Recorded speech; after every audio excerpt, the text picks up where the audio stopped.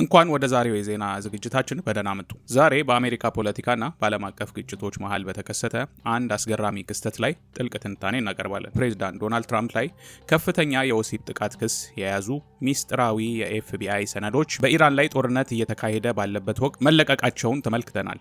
ይህ ክስተት በርካታ ጥልቅ ጥያቄዎችን እያስነሳ ይገኛል። በመቀጠልም የዓለም እግር ኳስ ኮከብ ሊዮኔል ሜሲ እና የአሜሪካው ፕሬዝዳንት ዶናልድ ትራምፕ በዋይት ሃውስ ተገናኝተዋል። ይህ ግን ተራ ስብሰባ አልነበረም። በዚህ ስብሰባ ውስጥ ከስፖርት፣ ከፖለቲካና ከወቅታዊ ጦርነት ጋር የተያያዙ በርካታ ክርክሮች ተነስተዋል። እነሱንም የምናይ ይሆናል። አሁን ወደ ዝርዝር ትንታኔው እንግባ።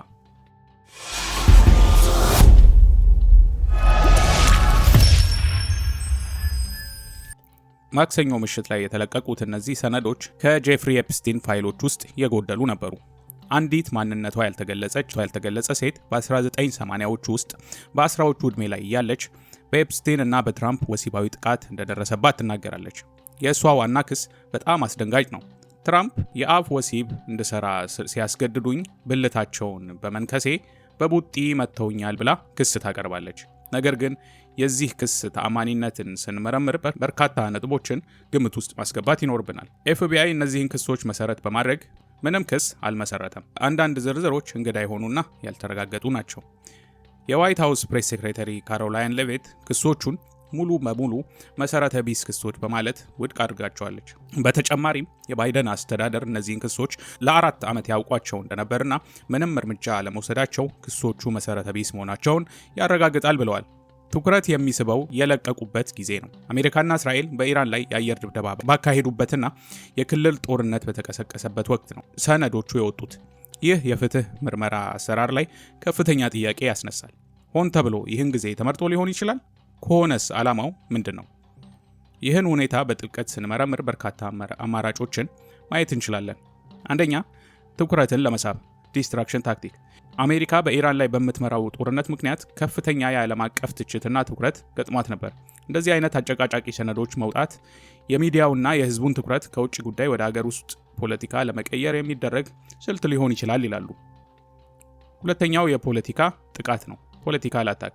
በትራምፕ ላይ የሚነሱ ክሶች በተለይ ዴሞክራቶች በሚመሩባቸው አካላት መለቀቃቸው ትራምፕን በማንኛውም ወቅት ተጠቃሚ ለማድረግ የሚደረግ ሙከራ ሊሆን ይችላል። በዚህ ወቅት ትራምፕ እንደገና ለፕሬዝዳንትነት እየተወዳደሩ መሆናቸው ይህን አማራጭ ይደግፈዋል።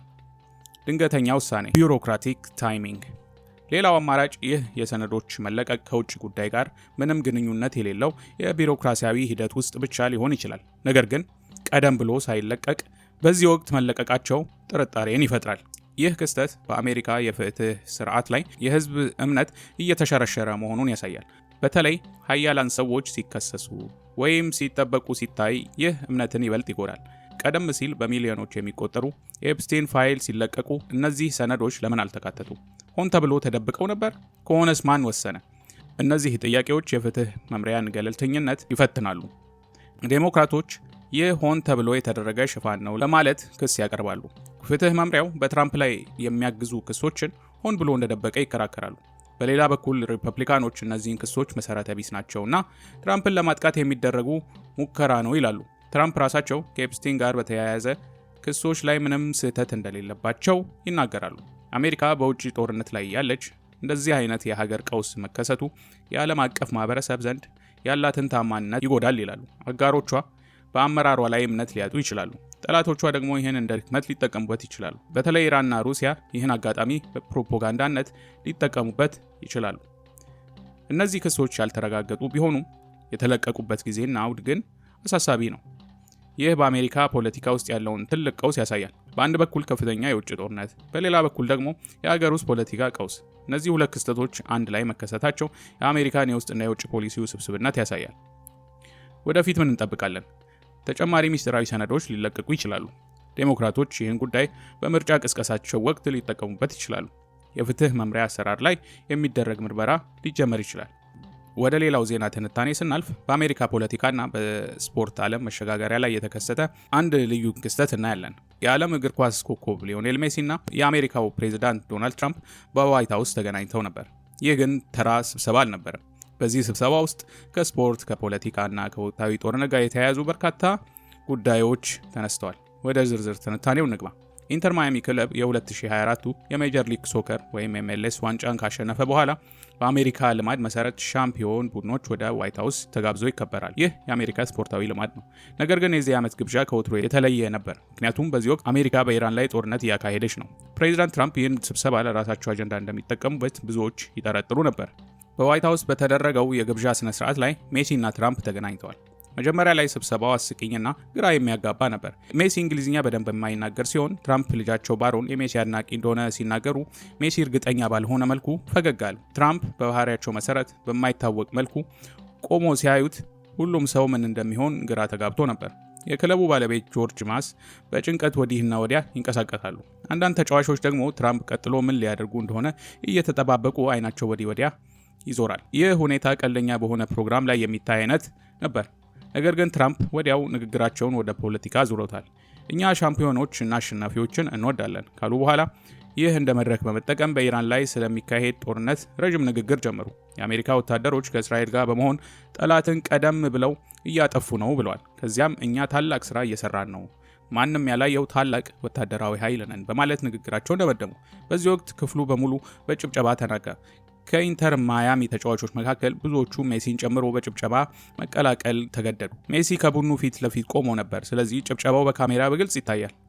ይህ ነው ታዲያ ሁኔታውን የለወጠው። መጀመሪያ ላይ ስብሰባው ቀልደኛ ቢመስልም አሁን ግን ሜሲ እየፈለጉ ሳይሆን አንድ አከራካሪ ጦርነት በተዘዋዋሪ መንገድ እየደገፈ ነው ማለት ነው ወደሚል ክስ ዞሯል። ይህ የሚያሳዝን ሁኔታ ነው። በተለይ ደግሞ በዚህ ጦርነት ምክንያት በሺዎች የሚቆጠሩ ሰዎች ሲሞቱና ክልሉ ሙሉ በሙሉ ተደምስሶ ባለበት ወቅት ይህን ጦርነት ማወደስ ተገቢ አይደለም።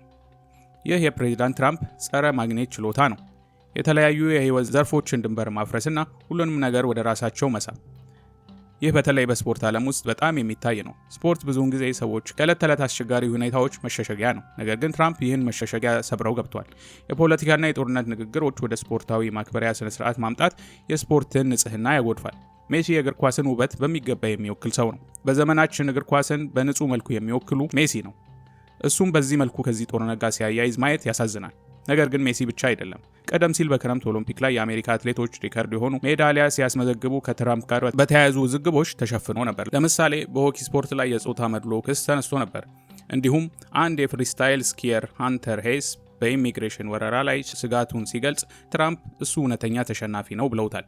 ለፕሬዚዳንት ትራምፕ በሜዳ ላይ የምታደርገው ነገር ሳይሆን ማንን እንደምትደግፍ ነው አስፈላጊው ነገር። ይህ በመጪው የ2026 የዓለም ዋንጫ ውድድር ላይ ትልቅ ችግር ሊፈጥር ይችላል። አሜሪካ ከካናዳና ከሜክሲኮ ጋር በመሆን የ2026ቱን የዓለም ዋንጫ ታስተናግዳለች። ፊፋ ፖለቲካን ከስፖርት ማራቅ እንዳለበት ይናገራል። ነገር ግን የፊፋ ፕሬዚዳንት ጂያኒ ኢንፋንቲኖ ከሁለት ወር በፊት በተደረገው የዓለም ዋንጫ ዕጣ ማውጫ ስነ ስርዓት ላይ ትራምፕን የሰላም ሽልማት ሰጥቷቸው ነበር። ይህ ኢንፋንቲኖ ከትራምፕ ጋር ጥሩ ግንኙነት ለመፍጠር እየሞከሩ እንደሆነ ያሳያል። ነገር ግን ትራምፕ ውድድሩን ወደ ፖለቲካ መድረክ እንዳይቀይሩ ማድረግ አይችሉም። በዋይት ሃውስ የታየው ሁኔታ ትራምፕ ይህን ለማድረግ ምንም ማመንታት እንደሌላቸው ያሳያል። በተለይ የአሜሪካ ቡድን በሚጫወትበት ጊዜ ትራምፕ ይህን እንደ የምርጫ ቅስቀሳ መድረክ ሊጠቀሙበት ይችላሉ። ይህ ክስተት በርካታ ጥልቅ ትምህርቶችን ይሰጠናል። ስፖርት ከፖለቲካ መቀላቀል የለበትም በሚባልበት ዘመን ፕሬዚዳንት ትራምፕ ስፖርትን እንደ ፖለቲካ መድረክ እየተጠቀሙበት ነው። ይህ አዝማሚያ በወደፊቱ ይበልጥ እየጠነከረ ሊሄድ ይችላል። በተለይ ደግሞ እንደ ዓለም ዋንጫ ባሉ ትላልቅ ውድድሮች ላይ ይህ ይበልጥ ይታያል። ትራምፕ ማንኛውንም መድረክ በመጠቀም የራሳቸውን አጀንዳ ለማስተዋወቅ ይሞክራሉ። የስፖርት ድል ማክበር እንኳን ወደ ጦርነት ፕሮፓጋንዳ መቀየራቸውን ያሳያል። በተጨማሪም ትራምፕ በተለይ በውጭ ጉዳይ ላይ እኛና እነሱ የሚል ንግግር ይጠቀማሉ። ይህም የብሔርተኝነት ስሜትን ያነሳሳል። የሥነ ምግባር ቀውስ ኤቲካል ዳይሌማ። እንደ ሜሲ ያሉ ስፖርተኞች እንደዚህ አይነት ሁኔታ ሲገጥማቸው ምን ማድረግ አለባቸው? በጭብጨባ መቀላቀል ማለት ጦርነቱን ይደግፋሉ ማለት ነው? ዝም ማለትስ ምን ያስተላልፋል? አለመቀላቀል ትራምፕን በይፋ መቃወም ነው? ይህ አስቸጋሪ የሥነ ምግባር ጥያቄ ነው። በተለይ ደግሞ እንደ ሜሲ ያሉ ዓለም አቀፍ ታዋቂ ሰዎች ይህን ሲያደርጉ የሚያስተላልፉት መልእክት ከፍተኛ ነው። የአሜሪካ የውጭ ፖሊሲና ስፖርት ዩኤስ ፎሬን ፖሊሲ ኤንድ ስፖርት። ትራምፕ በኢራን ላይ ያለውን ጦርነት እንደ ታላቅ ስኬት ለማቅረብ ሲሞክሩ የስፖርት ማክበሪያ መድረክን መጠቀማቸው የአሜሪካን የውጭ ጦርነት በሀገር ውስጥ ተቀባይነት እንዲኖረው ለማድረግ የሚደረግ ሙከራ ነው። ይህ በተለይ ደግሞ ጦርነቱ አከራካሪ በሆነበት ወቅት የበለጠ አሳሳቢ ነው። በመጪው የ2026 ዓለም ዋንጫ ወቅት ፕሬዚዳንት ትራምፕ በስልጣን ላይ ከሆኑ የሚከተሉትን እንጠብቃለን። ጨዋታዎችን እንደ የምርጫ ቅስቀሳ መድረክ መጠቀም፣ በተለይ የአሜሪካ ቡድን በሚጫወቱበት ጊዜ ይበልጥ ይታያል። ከአሜሪካ ጋር በሚጫወቱ ቡድኖች ላይ ፖለቲካዊ ጫና ማሳደር፣ በተለይ ከአሜሪካ ጋር ግጭት ውስጥ ከሚገኙ ሀገራት ጋር በሚደረጉ ጨዋታዎች ላይ ይህ ሊታይ ይችላል። የስፖርት ድሎችን ከውጭ ፖሊሲ ስኬቶች ጋር ማያያዝ። ማንኛውም የአሜሪካ የስፖርት ድል ከትራምፕ አስተዳደር ስኬት ጋር ሊያያዝ ይችላል። ፊፋ እና ሌሎች የስፖርት ድርጅቶችን ፖለቲካዊ ጫና ውስጥ መጣል። ፊፋ ፖለቲካን ከስፖርት ለማራቅ ቢሞክርም በአሜሪካዊ መንግስት ጫና ውስጥ ሊገባ ይችላል። እስከ መጨረሻው ሰዓት ድረስ ስላዳመጣችሁን እናመሰግናለን። በሚቀጥለው ዝግጅት እስክንገናኝ ሰላም ሁኑ።